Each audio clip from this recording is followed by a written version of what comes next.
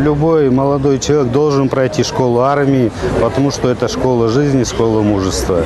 Тем более сбылась мечта, он говорил, я хотел с пулеметом. Через неделю звонит, пап, я, говорит, с пулеметом, я получил пулемет. Все, штатный пулеметчик, мечта сбылась. Так что все нормально, я считаю, то, что хотел, то, что он сам думал, все это сбылось.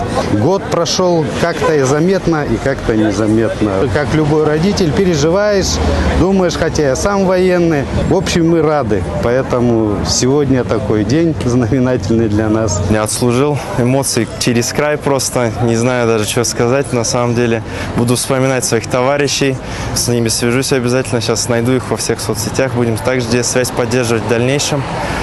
Служба прошла очень интересно, ощутимо год прошел, не просто пролетел, на самом деле лично для меня год прошел прям насыщенно, с начала до конца прям, как вот и с РМС также сразу начали учить, тренироваться, так и вот до конца прошли.